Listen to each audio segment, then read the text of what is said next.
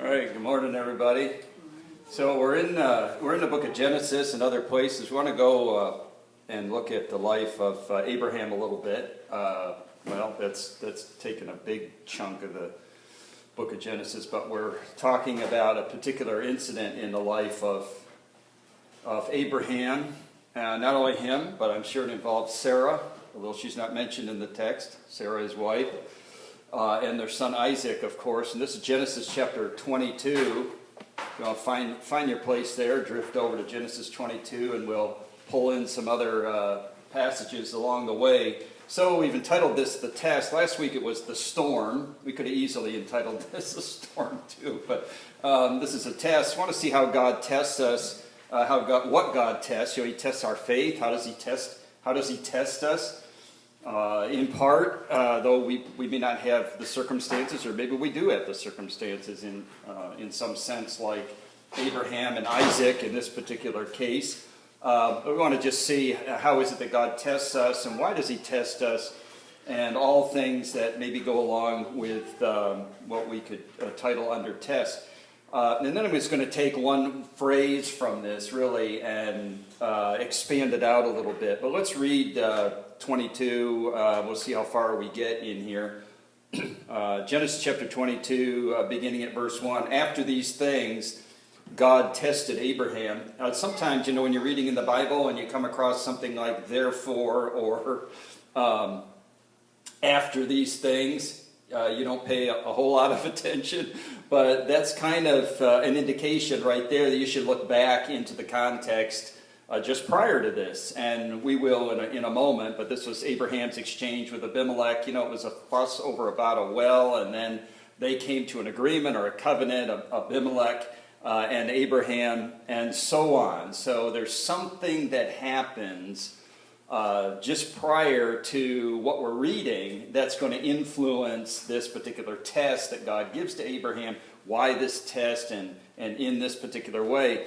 So it says God tested Abraham, and we want to underscore that, tested, and then said to him, Abraham, and he said, here I am. And he said, take your son, your only son, Isaac, whom you love, go to the land of Moriah and offer him there as a burnt offering on one of the mountains of which I shall tell you. So, I mean, there's a few things there. One is, what's a burnt offering? We know that once we get to the book of Exodus and beyond. So there's some indication here that some ritualistic sort of performance in worship was somehow practiced. We certainly know what was done in all of the other nations, you know, surrounding, or that Abraham would have had contact with, or even within his own native culture, the pagan nations doing these types of sacrifices, and in fact these types of sacrifices that involved humans, you know. So, but still, the phrasing's important, because this is your son, this is your only son whom you love. Go to the land of Moriah, offer him there as a burnt offering on one of the mountains of which I shall tell you. So Abraham rose early in the morning. He saddled his donkey, and he took 2 of his young men with him and his son Isaac. And he cut the wood for the burnt offering and arose and went to the place of which God had told him. Something else going on here that just might not spark in your mind is that God's talking to him, right? So we're used to saying, hey, I open the Bible, I read the Bible, and I pray, these types of things. This might be a bit unusual for us, you know, if all of a sudden we, and we don't know exactly how, you know, is this some audible voice? We're going to see in a moment that there's going to be an angel linked to some communication that Abraham receives, right?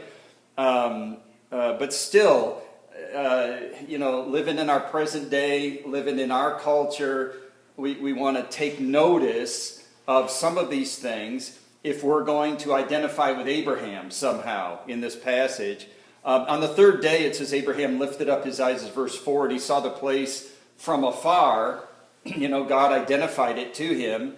Then Abraham said to his young men, stay here with the donkey. I and the boy will go over there and worship and come again to you. I'll point it out later, but let's just point it out now. You can circle the word worship and put the number 1 by it, because this is the first time the word appears in the Bible. So if you ever have a Bible trivia question, there you go. You've got the answer lined up. But so it's just interesting. It is interesting. God, number 1, is revealing himself again. He had done this previously to Abraham, but now he's revealing himself to Abraham again. How much of God did Abraham know based on these limited kinds of, now they might be limited sort of revelations from God, but they sure are significant, right? God makes a covenant with him. God takes him from his homeland in Mesopotamia, and God allows his wife of advanced years to bear a child, and all these things are happening to him. So while Abraham didn't have a Bible per se to read and had limited understanding of God, that understanding was certainly given to him in very, very, very significant and profound ways. So now there's this idea of worship. So what does worship mean to us? And I think we have to pay attention here. There's a lot we can learn about worship. And in fact, all of this is going to happen to Abraham is really worship-centered and intended by God to deliver this kind of worship to him. You know, this idea of trust, faith, expressed in worship. And this is what God wants, is worship. So Abraham took the wood of the burnt offering. He laid it on Isaac, his son, and he took in his hand the fire and the knife, so they went both of them together. And Isaac said to his father, "My father," and he said, "Here am I, my son." So he's trying to get his father's attention. He said, "Well, behold the fire of the wood, but where is the lamb for a burnt offering?" And he said, "God will provide." I mean, the knife in his hand, I don't know if you can see it from the graphic in back of me, but this is a very, very specialized knife, a very particular knife. The Hebrew bears it out. It's a knife that's meant for slaughtering an animal. So it's no secret what's going on here. And Isaac picks it up. You know, Isaac says, of course, okay, so people offer these offerings, you know, and they do so with animals. And so Isaac has in his mind, obviously because through his years, maybe he's a teenager at this point, through his years he's seen these animals being offered to God in this way. So we could speculate here, but he reasons, hey, where's the lamb? You know, where's the animal? Where's the lamb for a burnt offering? Abraham says, God will provide himself the lamb for a burnt offering, my son. So they went, both of them together. And all of these things are just indications of Abraham's faith, you know, really. Abraham knew what the command was. God had told him. He knew what was going to happen. And so everything that Abraham says at this point is just an indication of his faith. And when they came to the place of which God had told him, Abraham built the altar there, laid the wood in order, and bound Isaac his son, laid him on the altar on top of the wood. And then Abraham reached out his hand and took, I should say, bound him. Now, there's no indication, we don't want to misinterpret. There's no indication that Isaac is resisting in here. Okay, now this is another thing that is incredible to me. I mean, if Abraham is doing that to his son, is not his son going to realize who's the lamb? You know, and maybe start to resist and think maybe my father's lost touch with reality or something. You know, what's going on here? This kind of thing just isn't done.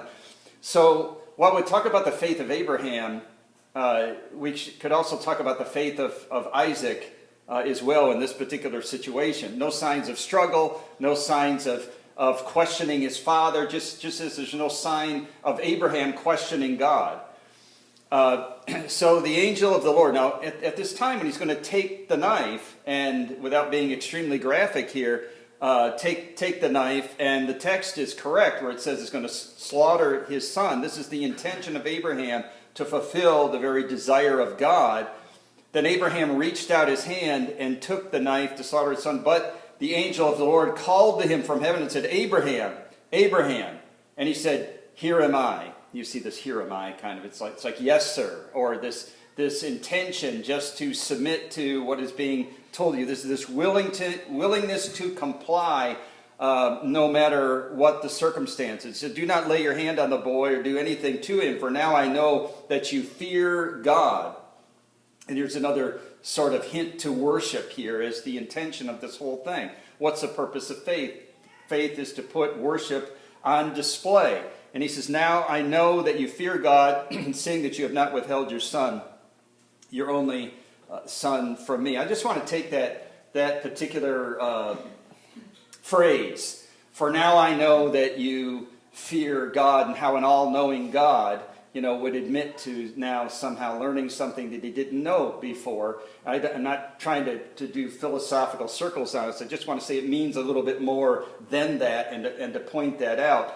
So these words we find in the text are spoken by the angel of the Lord. Now here's a figure that we see appearing earlier in the book, not too much earlier, but we're in the first book of the Bible, and we see now God appearing in this kind of angelic form. Are there angels, a whole separate classification of angels? Yes, there's human beings, there's just brute animals, there are angels, then there's obviously God, but here God appearing in angelic form, or what is perceived by those to whom he appears as an angel, something like this. But this was Hagar. And Hagar, in Genesis 16, you get verses 10 and 13, Hagar thought the one who's appearing to her is in fact God. And then Abraham and Sarah earlier, here's this visitation of the Lord. This is just prior to this incident with Sodom and Gomorrah, if you recall, but also this incident about how Isaac is going to be born, but this is Genesis 18, Genesis 19. And then the same angel of the Lord appears to Jacob in Genesis 31, again in Genesis 32, again in Genesis 48. Jacob also believed that he was talking to the Lord, or that he was talking to God. Moses, if you recall, this is Exodus chapter 3 at the burning bush. Here the angel self-identifies as the God of your father. That's pretty specific. So we kind of have all of these occasions where this angel appears, and it seems to be in what many call these theophanies. Is the technical term is that's the presence of God appearing in human form in this way, and it's all purposeful. As you see, he intersects in the lives with all of these people in very real and specific ways. So this is what's happening with Abraham, for example. If you go back down through the text, and when it says that he'd come to, like verse 9, when he came to the place that God told him, he built the altar, then he reached out his hand with the knife, but the angel of the Lord called to him, and he says, here am I. And he said, do not lay your hand on the boy or do anything for him, for now I know that you fear God. But look what the rest of it is. Seeing you have not withheld your son, your only son, from me. So it's not from the angel or some angelic being, but from God himself. Another place just outside of all this, outside the Pentateuch, if you go into the prophetic books, you go into Daniel, for example, the book of Daniel, chapter 3 and verse 25. You remember 3 Hebrew slaves living in Babylon, and the 3 Shadrach, Meshach, and Abednego, right? And so they were placed into a burning cauldron because they would not bend their knee to this statue, this monument that was made by King Nebuchadnezzar. And so 3 went in, and then Nebuchadnezzar is looking at these 3 whose clothes are not being singed, whose bodies are not being consumed in a flame that, according to the text, was heated 7 times hotter than usual, such that those that threw these men into the cauldron were incinerated at the very door of the furnace. And yet the king, looking inside, says, but I see, how many? 4. 3 went in, and I see 4. And he says one is like the Son of God, or in his understanding, the son of the gods, like one is like a supernatural kind of being.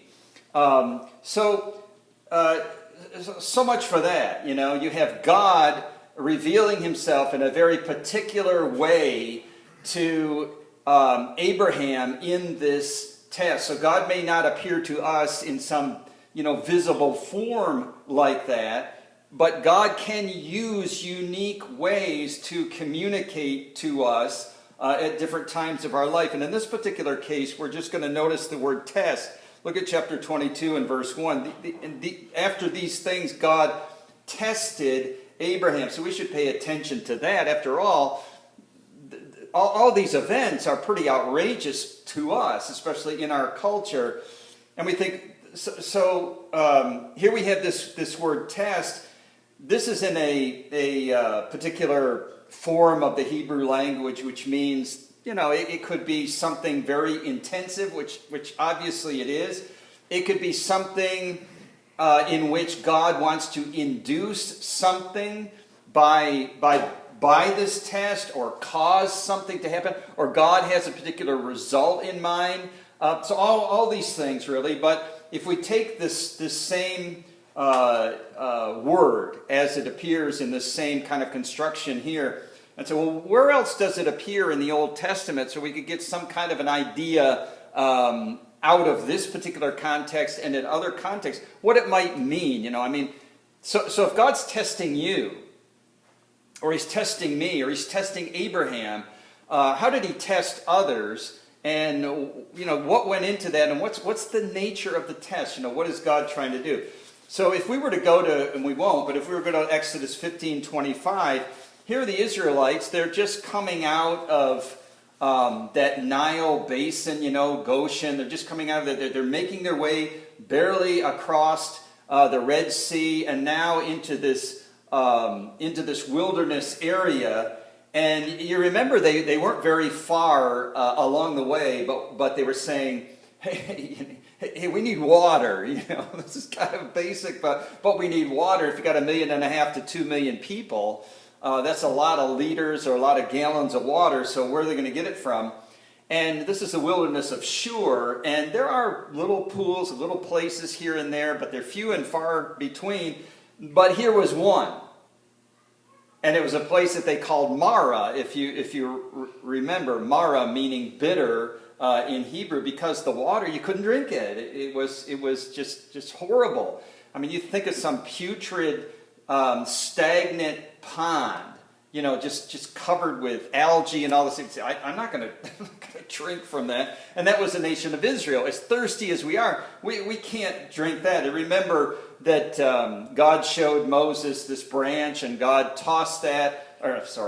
tossed that onto the water, and the water became drinkable. But this is the context of this test.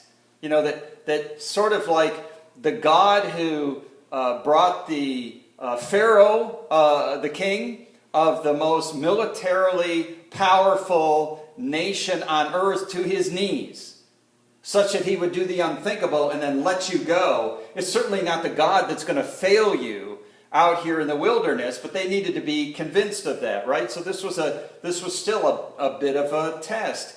God's going to do things in extreme ways. He's going to care for them in ways that are outside of the norm, but nonetheless, he's going to care for them. There's only two of these. So there's the case with Abraham, there's the case with the Israelites, and then there's the third case is with David. And this one you'll remember well, I'm sure. It's from 1 Samuel 17:39 where this appears, this test. And it has to do, remember when, Goliath of Gath, this Philistine giant, he comes out and he's just blaspheming the God of Israel. And he's doing this every day. And this young shepherd boy, or this young man, comes into the scene. And then you have Saul, who stood, so the text tells us, head and shoulders above the rest. He was your stereotypical choice for a king of a nation. They wanted somebody tall. They wanted somebody of good stature, somebody who's powerful, somebody who's a warrior. And along comes this, this kid, this David. Now we have the image of David and his mighty men, and David the warrior and all that. But this is a totally different David here. This is David with his slingshot, right? And David is used to just caring for the flock. And when the bears and the lions come or something, he's an ace with that slingshot, and he could take care of them. But yet in this particular situation, David is saying, hey, why are you here, Saul, in your tent, your knees shaking because you won't, who's going to face off against this guy?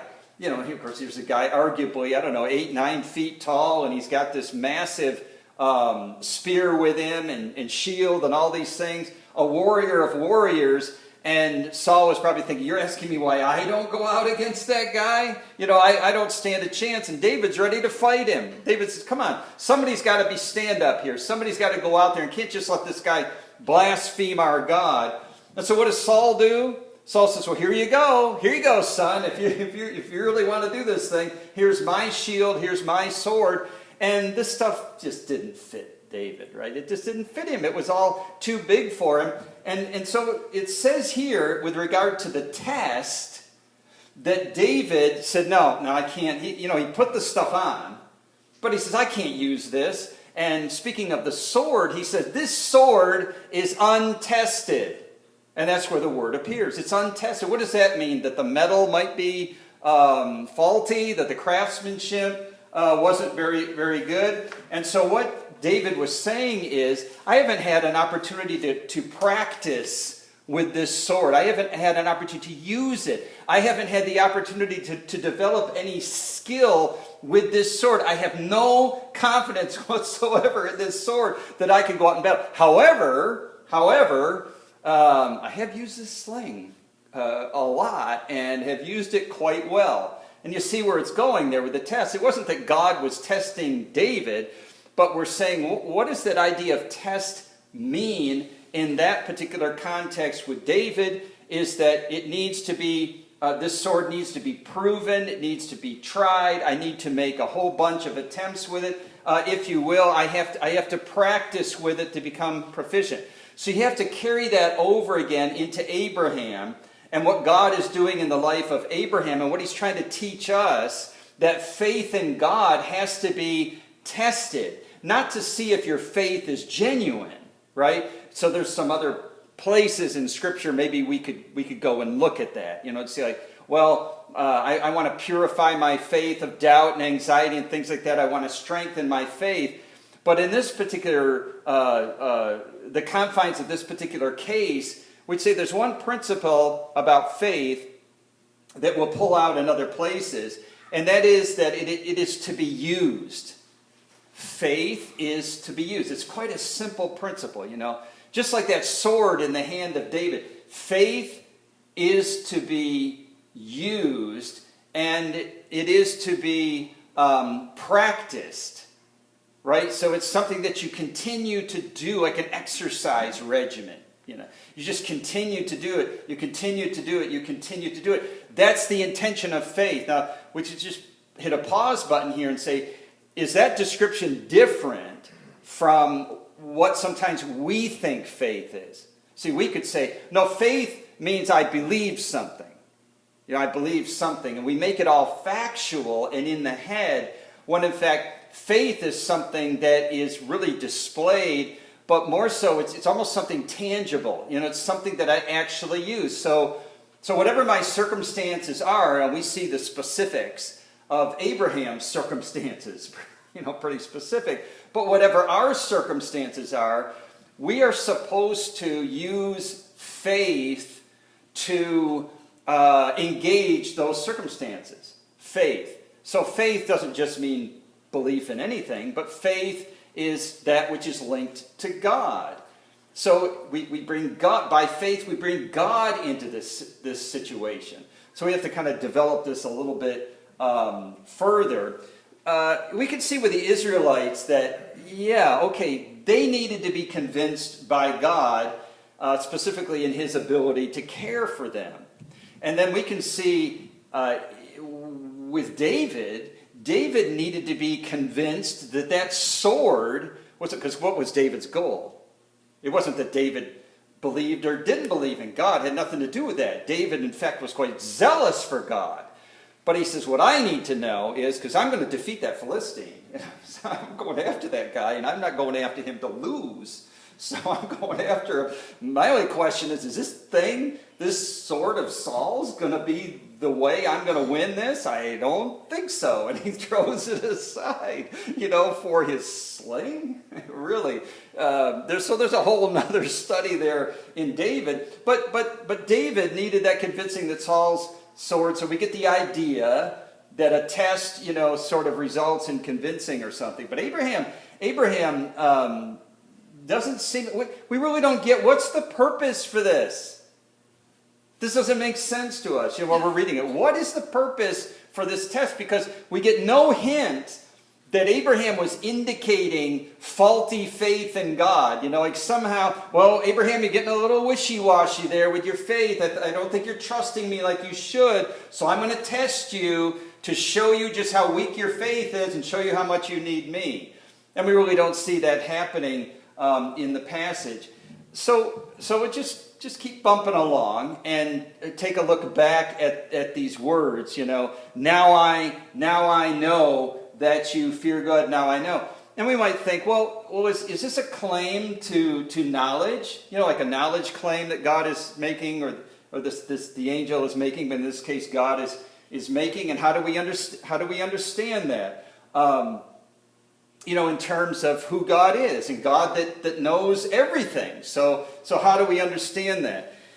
And so in this particular case, it seems to be more that God is expecting something out of Abraham. He wants Abraham to be in a position that he realizes he needs to use his faith, or every situation that God puts him in, he needs to apply faith to it. Everything. Whether it's some small incidental thing, or whether it's the largest issue of life, like it is in this particular case.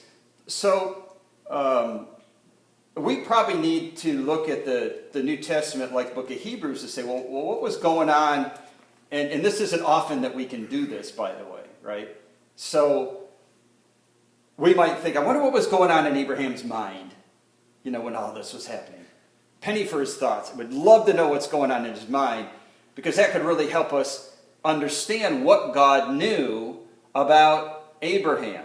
Especially when he says, now I know, something like this. What did God intend by saying that? If you look at Hebrews chapter 11, for example, and verses 17, a part of this whole discussion about faith in the book of Hebrews is by faith, Abraham, when he was tested. So you say, wow. Right? So if you're back in Genesis chapter 22, it said, I wish there was some place in the Bible where I could look and God could explain to me, please, what's going on all the way back there. Because this is kind of confusing. And then there it is in Hebrews chapter 11. This, among many other instances of people living by faith, is described for us. By faith, Abraham, when he was tested, offered up Isaac. And he who had received the promises was in the act of offering up his only son, of whom it was said, then we know this, right? He's the son of the promise. And so how incongruent are these two things? God says, do this, but you say, wait. But if I do that, what happens to the promise? What happens to the great nation? What happens to the land, the seed, the blood? What happens? It's all wiped out if he's gone. That's how we would reason, right? So based on the smattering of revelation, although significant and profound, that Abraham had with regard to God, how does he reason? He considered, look at verse 19, he considered, this is Hebrews 11, that's Abraham, considered that God was able even to raise him, that's Isaac, from the dead, from which, figuratively speaking, he did receive him back. So this is a pretty good description of what was going through the heart of Abraham at this time. Abraham had incredible faith, right? Because he's reasoning, so God gave this promise, and that required my wife having a child. And you think in any other circumstances, it'd be a no-brainer. Like, what's so hard about that, you know? My wife has a child. But yet, his wife couldn't have a child because of her advanced years. And yet, God did what? He already took something that was dead and made it alive and useful. And mind you, Abraham just has a small amount of information about God, but it's very profound. I mean, that's pretty profound, right? When you have a 90-year-old wife who's able to bear a child, that's pretty profound indication that God is the God of life. And so you look back at, what was Abraham thinking? What was Abraham thinking? And what is it that God knew that he didn't know before? And so we're thinking, well, that's really not the question. It's not that God did not have knowledge, but it's rather a communication of what God expects of us with relation to faith. It's not from God's perspective, but it's from our perspective. That God wants us to live in such a way that circumstance by circumstance, day by day, we're wanting to put on public display to God, just so you know, God, just so you know that my trust is in you. Here's what I do because of my faith. Let's just look just a tiny little bit at Abraham. So Hebrews tells us that going into this whole thing, this was Abraham's heart, going into this whole thing thinking, wow, I could actually do the unthinkable. I could actually obey God verbatim, not just the spirit of it, or just be close to kind of, the way that we say we're following God, but it's sort of like approximate or whatever. But here it is. He's saying I could pay the ultimate cost. I could actually follow through on this because I'm living this God-centered, faith-based life, which means God must have a reason for this. God, I truly can trust God.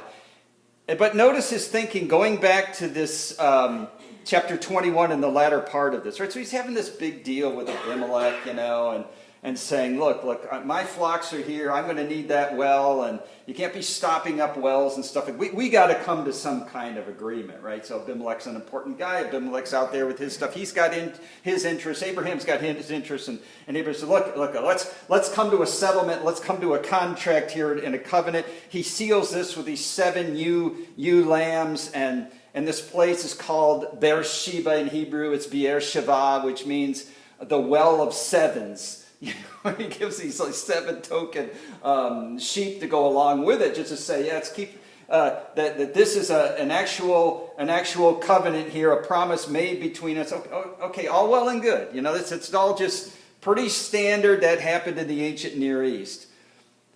But what we need to see is the verses 2 verses right before, after these things, God tested Abraham. And it says in verse 33 of 21, Abraham planted a tamarisk tree in Beersheba and called there on the name of the Lord. Do you see this? But then it says the name of the Lord, the everlasting God, or yours might say the eternal God. We could say the life-giving God, something like that. The God, maybe say it this way, the God in whom there is life. That's who God is. He is the God of life.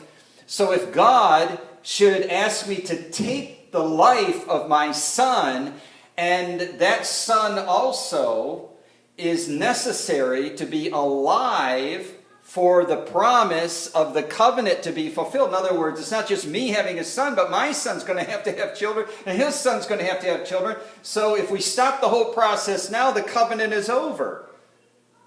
And so this is his understanding of God. This is a God who fundamentally is life.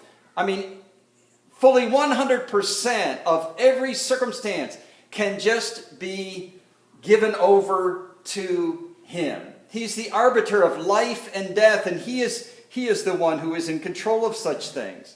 There's nothing greater than that. There's no greater quality than that.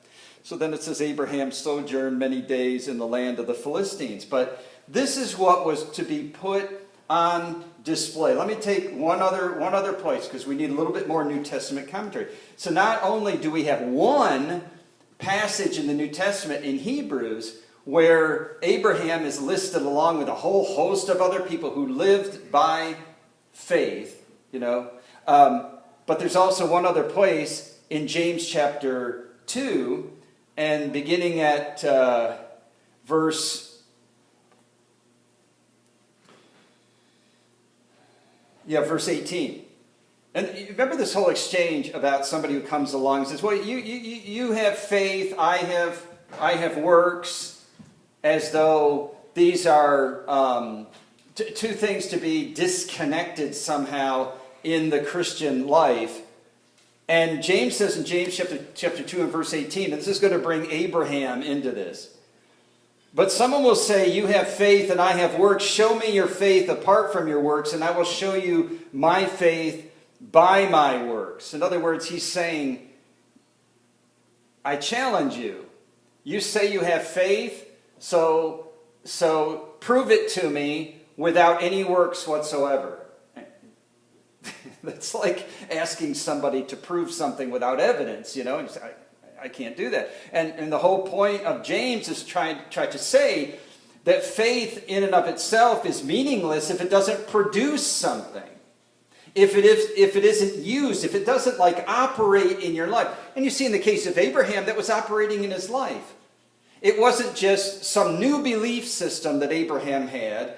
When he lived in Ur of the Chaldees, or in ancient Mesopotamia, between the two rivers, the Tigris and the Euphrates, when he lived there, Abraham would have worshipped the sun and the stars and who knows whatever. But now it's been revealed to him, the one true living God, and through how God has revealed himself to him. I'll open up your wife's womb. I'll give you a promise. I'll make a great nation out of you. All these types of things. This faith was activated in him. This faith was active in the sense that he lived by that.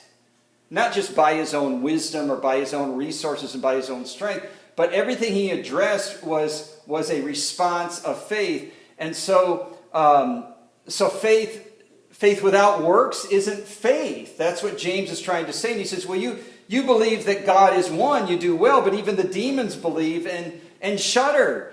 That's just factual belief without any type of reliance upon what you believe, right? And so he says, do you want to be shown, you foolish person? James says that faith apart from works is useless. Was not Abraham, our father, justified by works when he offered up his son on the altar? What does this mean? That his works contributed to his salvation somehow? No, because he's going to go on to say that Abraham was previous to this declared righteous by God, and so these works were just a byproduct, a proof that his faith in God was established and genuine. So all of this we see that Abraham is being put on, given a test. And the test is mainly to give him circumstances by which he can put on display what it is to live by faith. And I would say it basically in this way, that God is creating a situation here where he can establish a case for what genuine faith looks like, in other words, right? Because Because this isn't just for Abraham, and it's not just for his children and his grandchildren, but it's for all of us who have this word preserved to us, in fact. This notion that, I wonder what faith looks like. I mean, what if that was your question? I wonder what faith looks like. I wonder what it is to live by faith. And the question is answered by God pointing to this example. Here's a guy that lives by faith. This is what faith looks like. I mean, real faith. And this is an extreme example of this. But it basically challenged Abraham to the very core of his being. Abraham's whole existence was wrapped up in this covenant. And now that covenant was in jeopardy, even as his son's life was in jeopardy. And still, Abraham's knowledge of God and his trust in God allowed him to reconcile God's character with his circumstances. And God will put these... So let's just talk about maybe how he would test us, right? We'll think, well, a test would be, maybe I lost my job or my health or something like that.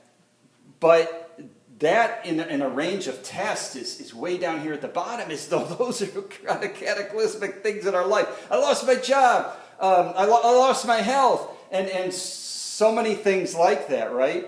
But there's still a degree of congruency there, What I mean by that is, okay, I lost my job, I'll get another one. I'll go look for another one. I'll keep searching, believing God will provide me another one. Or my health is poor. So I'll do everything in my power. I'll just trust God that He'll give me my health back. But what about the incongruent stuff?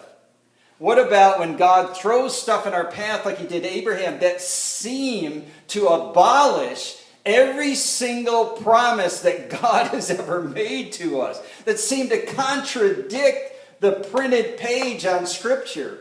What about them? Where's our faith then? I'm not chiding anybody, by the way. I'm not trying to be critical of anybody in that sense. I'm just trying to bring out what Abraham was going through, so we don't just minimize it or caricature it on a flannel graph board or something, right? I'm not trying to do that. I'm saying that Abraham's life was about to fall apart. The bottom was about to come out because everything that God was asking him to do was the exact opposite of everything that God promised him to do. So what did Abraham, and this is just my way of reducing it, that he reconciled the character of God with his circumstances. See, the only thing that you can do... Now, yeah, when it's just sort of like a try harder, do more, that was disappointing, that was upsetting, that was unfortunate, like that. But when it's something that totally caves your life in, that which is in you as a believer that steps out and responds and says, but I'm going to trust in the living God. I'm going to trust in the living God. I'm going to keep walking. I'm going to keep moving. I'm going to keep following. I'm going to keep doing, even though this doesn't make sense with this. But then ultimately, for Abraham, it did. He didn't have a Bible. But he knew enough about God to know that any God who is the arbiter of life and death, any God who has that kind of power that He can produce life where there is no life, is a God who certainly is capable of staying true to His promise, even though He's asking me to do something which is completely contrary to it. This is what's happening in the life of Abraham. This is what it is to live by faith. So back in Hebrews chapter 11, for example, you see now not just Abraham, but you see all these other Old Testament examples. Right? So you think, well, this is the New Testament. It's almost the end of the New Testament. So it must be in the book of Hebrews. And he's going to talk about faith. He's going to teach us what faith is. He must have some New Covenant, New Testament approach to this whole thing.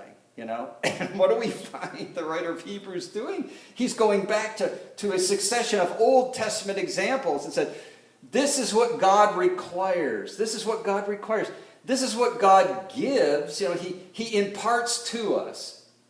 He imparts to us.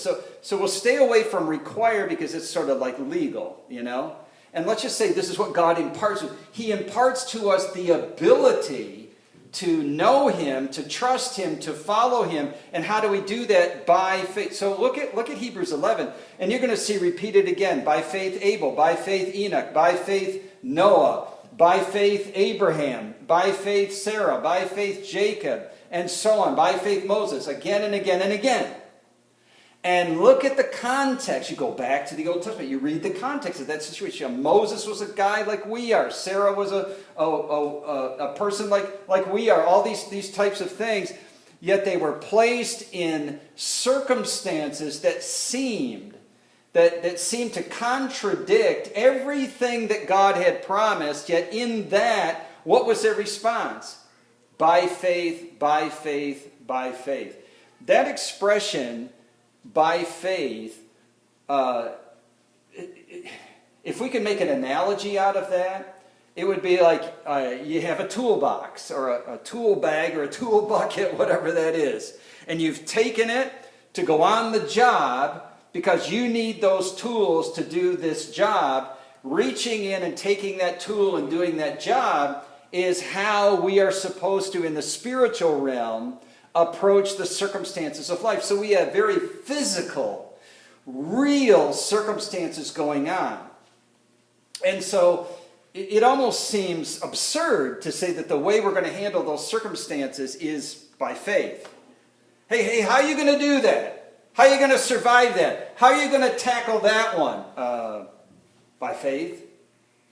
And your friends will look at you like, have you lost touch with reality? By faith. And what you're saying is that I am absolutely convinced of who God is, such that whatever circumstances He places me in, He is sufficient for that. That's what it means to live by faith, is to have this supreme confidence in God that no matter what happens in your life circumstantially, God is sufficient for that. Look at Hebrews chapter 11 and verse 1. Faith is what? It's the assurance of things hoped for, the conviction of things not seen. Which means, so this is Hope Chapel. We make much of this word hope. But in fact, hope simply means that if you pin me down to reduce what I know to be 100% certain in this life, it's going to be that there is a God, and a God who loves me, and a God that cares about me, and a God who is fully able to work independently of me or through me, regardless of the situation. This is what he's saying now. Faith is the assurance of things hoped for, the conviction of things not seen. But then he goes on to say, by faith, by faith, by faith, by faith, by faith, because faith is not something in the abstract that we just intellectually agree that, oh, God exists. For example, look at verse 6, and without faith it's impossible to please Him, for whoever would draw near to God must believe that He exists, and He rewards them who diligently seek Him. And this is the idea that faith is something that we don't just think about. Here's my list of beliefs. I believe this, I believe this, I believe this. And God says, great, you've got everything 100% correct on your beliefs. Faith is reaching into that toolbox and saying, I'm going to bring God into my circumstances. I believe God is in my circumstances.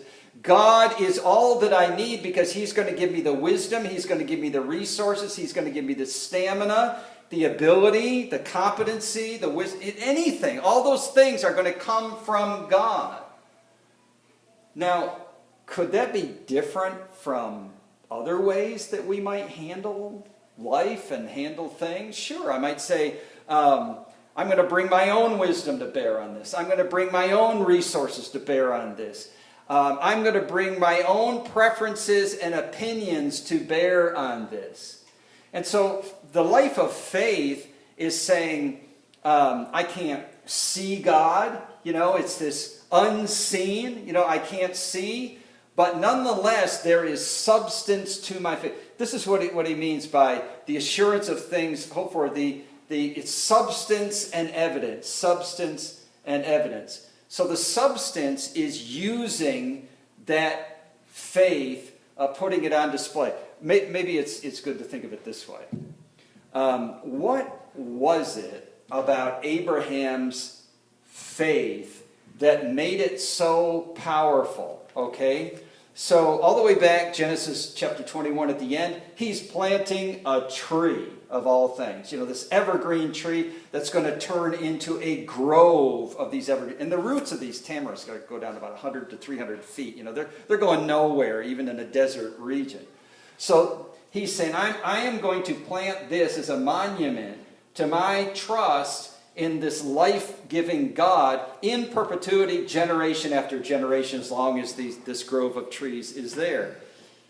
See, Abraham's faith is a settled faith. What does that mean? Abraham's faith was not contingent on his circumstances. It was settled before he took one step into those circumstances. And how often does God warn us in advance of what circumstances we're going to find ourselves in? Never. God never says, hey, listen, prepare yourself. You better do some extra praying and Bible study this week, because let me tell you what's coming, and it's going to be tough on you, right? So here's this thing that his faith was settled. What that means is I'm going to trust God no matter what's next, I'm just going to trust God, period. So this is Abraham. This is faith. I trust God, period. That's the standard and that's the measure, right? And that's why the book of Hebrews has this. And it gives all of these examples of people in the most difficult times would just trust God alone. In Hebrews chapter 12, to go to the next, right? So here's this great litany of incredible people that trusted God no matter what, But then it says in verse 39, and all these, though commended through their faith, did not receive what was promised, since God had provided something better for us, that apart from us they should not be made perfect. And he goes on to talk about Jesus being the pioneer and perfecter of faith. So what do we have in Hebrews 11? Great examples, but imperfect examples. Great examples, but imperfect examples. This was the best the old covenant could do, which is say, I'm going to trust the God of Sinai. I'm going to trust the God that parted the waters. I'm going to trust the God that redeemed us from Egypt. But to have this type of faith that we have imparted to us and implanted with us through faith in the Lord Jesus Christ. So here is Jesus who came into this world, this Isaac-like, your son, your only son, came into this world, lived the perfection of the law, died in our place on the cross, rose from the dead. It was in that kind of faithfulness that he showed us what true faith is, but he perfected faith for us. So God never says, go out and try as hard as you possibly can. You need to prove to me that you're a person of faith. That's not what God is saying. He's saying that faith is here within you. Okay, so that faith is here, but just put it on display. Use it. Use it like a tool. Use it each and every day. God, I just bring you into these circumstances. God, I need you to give me strength. I need you to give me wisdom. I need you to give me direction. I need you to give me patience. I need you to conquer these things in my life. I need you to strengthen these things in my life. God, I'm not able, but I'm living by faith my hope is in you. Hope is basically something that you don't see, that you believe exists. And you live on the basis of that, and you prove it each and every day of your life. The unsaved world watching the lives of Christians should just think we're all insane. They should just think we're insane people because we live that incongruent life all the time. We're asked to live the life that this book tells us to live in a context that says, how dumb is that? You know, how dumb is that? So the world system is all sort of man-centered. Let's take a collective accounting of all the human wisdom that could possibly help us in this situation. But God will call you to live this kind of strange life because he wants this faith on display. Probably the best witness that you'll ever have is not a verbal witness. A verbal witness. But it's this faith on display during times when it's unreasonable to have that kind of faith. You see, the average person says, I will do that if it is reasonable. And then God will require something of you that's absolutely not reasonable. It doesn't mean that you can't understand it. But it just doesn't fall in line with the conventions of human wisdom. And he does that so that your faith in him would be placed on display. Let me just finish here. So something comes to mind, and that's a person I've mentioned a million times, and that's George Mueller. So George Mueller of Bristol, you go back, you just Google it and read a little bit about George Mueller of Bristol. Took care, by the end of his life, collectively some 10,000 orphans in a time. This is the Charles Dickens era, in a time when kids were just out there on the streets, fending for themselves and pickpockets and stealing from everybody because that's how they would survive, And here's Mueller touched in his heart because of all things, he went to the University of Halle and the dormitories of the University of Halle were the former orphan houses of August Frank. And August Frank had done this 100 years before. And somehow, although Mueller never intended to have anything to do with orphans, that stuck in his head. And sometime later, there he is. There he is being the father of the fatherless and taking care of these orphans. But Mueller really becomes this iconic figure of living by faith. It could just as easily, by faith, George Mueller, in the midst of the coldest winter on record in England, prayed for 3 days of summer and got them.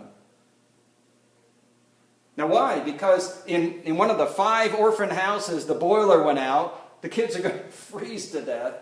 And the people that were coming to, we can't fix that. We can't fix that. Not in this type of weather, we can't fix it. So this was Mueller. Mueller was always just sort of reasoning this way. So what is the basic thing I should ask of God? If it's too cold that they can't work, I should pray that it warms up so that they can work. This is the simple faith of George Mueller. All the time. Every day. So Sally bought me two volume of his journal, right? You could just go in the library there, pull it open. Every single place is a new challenge. Every single place. So you see this particular day, this and this and this. We had just enough. We didn't have enough. We had just enough. Every day is the same type of challenge. And this guy did it his entire life. By faith. So what did Mueller do? He just reconciled his circumstances with the character of God. No, there's incongruent, right? So any one of us, myself included, would say, well, I guess we're just going to have to close down that building. Let's find some other place for those orphans to live. Shove them, in somebody else's bed or something. Not Mueller. Mueller just praised down the character of God in that situation. He's sitting there with I don't know how many orphans one morning, knowing he doesn't have a lick of bread, no milk, nothing. He's got nothing to feed them. So what does he do? He tells them to lay the table, which in British is set the table. Get on. It's all they did their chores, and they sat there. And he says, "Okay, let's say." Listen to this. I'm not kidding. He says, "Let's say grace and thank God for the food we're about to receive." What? Where is it? Where's the food? By the time he was done praying, you could hear those wooden wheels of that horse carriage on the cobblestone out in front of the building, and a knock at the door. Yeah, Mr. Mueller, I don't know if you can use any of this bread that we have here, but we were on our way. And not long after that, here comes another cart with cans of, remember the old cans? Cans of milk. This is Mueller, right?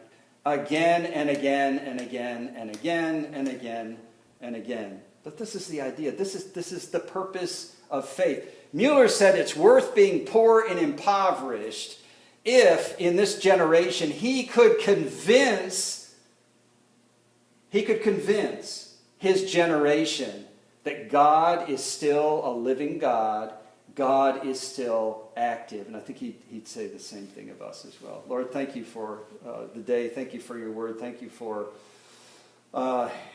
Abraham, that he's more than just a story on a page, but you created this circumstance. You allowed Moses to write it down, and you've preserved it in this word so that we could understand it today.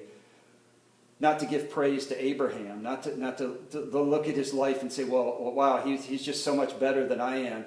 And now we, who you've given life itself and implanted that within us, the ability to trust God, if we'll just fight this kind of conditioned response that we have, that somehow we have to take it all upon ourselves instead of throwing it all upon you and allowing you to do in our lives what we could never do in and of ourselves. Thank you. Thank you, Lord Jesus. Bless the folks that are here, those that are watching, and those that are listening.